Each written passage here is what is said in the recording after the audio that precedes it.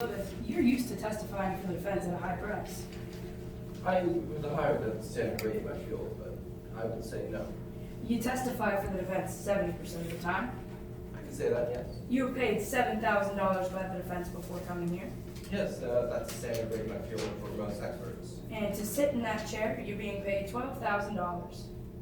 Once again, the standard rate in my field to get paid as an expert to come testify, so yes. In grand total, you are being paid $19,000 to testify on behalf of the defense. Yes, that's what happens when you add up those numbers, which are both standard rates within my field. Now, you work at a full-time consulting firm, Pathologist Experts LLC. Yes, that's correct. That firm is just you and one other forensic pathologist. Yes, that's correct. Your partner, in most of your cases, you work hand in hand. My apologies, I'm not sure. In the majority of your cases, you collaborate with that partner. In some cases, yes, although in this case I do not. He's not helping you out, is he? No, unfortunately, he's not able to aid me during this. That's because he has his license suspended for violating the ethical code of ethics. Objection, Your Honor. This is not relevant to today's case. It is also misrepresented to the jury because the suspension of his partner's license, which had no bearing, who had no impact on the rulings and the findings of today's case, is not relevant to determine the fact, any fact more or less likely in this case.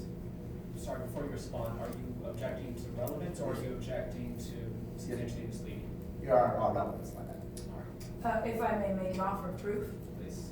you will learn that Dr. Lopez knew of his partner's ethical violations and failed to self-report his knowledge, which ended in a written public reprimand. So this goes directly to the credibility of this witness and therefore is very relevant. Your Honor, if I may. The written reprimand is to a much lower standard in the ethics community than anything I else. think that goes towards weighting on admissibility. I'm gonna overrule your objection. Your partner has his license suspended for violating the ethical code of ethics. Yes, Mayor Brindle. You see, I discovered not too long before that this board came to me that he'd been having a not so legitimate affair with a patient of his. In retrospect, I should have reported sooner, but I let my conscience and knowing him for so long get before it, and I regret not reporting it sooner to the ethics board.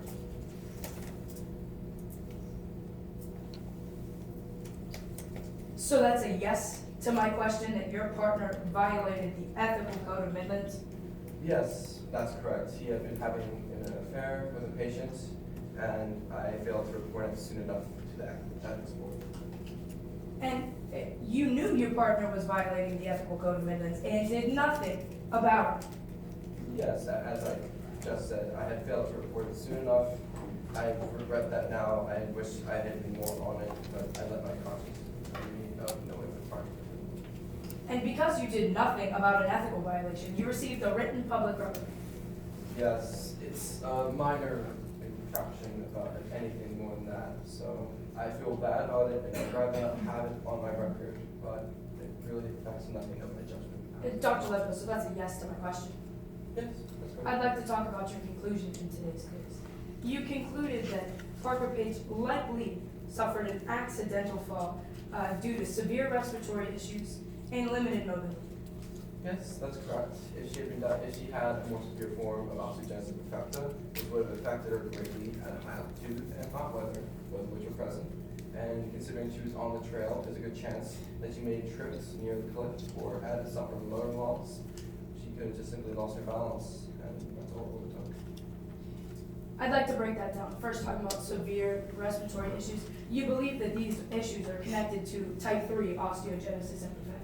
Well, if a more severe type, it could be another type, but type 3 is most likely. And abnormal pulmonary collagen is linked to this diagnosis of type 3 osteogenesis imperfecta. Yes, that's right. But Dr. Quincy found abnormal collagen in Parker Page's lungs. Yes, that's what he said in his medical report. But in that report, there is no exact data about that abnormal collagen, is there? He had mentioned the exact data. He had mentioned the abnormal amount of collagen there. He had no specific amount. It's your testimony today that you have read the amount of abnormal collagen from Dr. Quincy's report. No, I understood that he had labeled it as abnormal, but he gave no quantifiable amount. Correctly, as a coroner, as his regard, I would have expected him to label the amount, but judging his ability as a coroner, I suspected that he was able to label it as abnormal. It would be a significant amount. It was his fault that he didn't give a number to it. Right, so you read one word, abnormal, and came to your conclusion.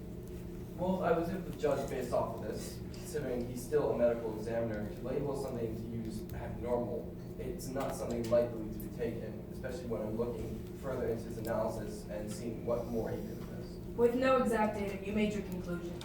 Yes. Objection, Your Honor, asked and answered. You have heard the same question asked about 3 times now, and every time Dr. Lopez has answered the same way, that he did not see an exact amount.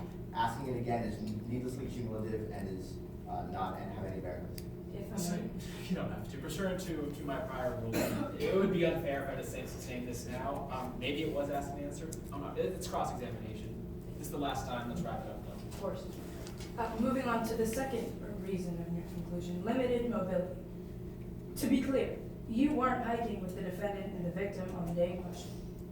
No, I would have no reason to be there. And you don't know how the defendant, or how the victim, was moving that day. No, but I could theorize that she had severe mobility, just lack of balance due to mental fatigue and dizziness from the severe respiratory issues. The defendant was there.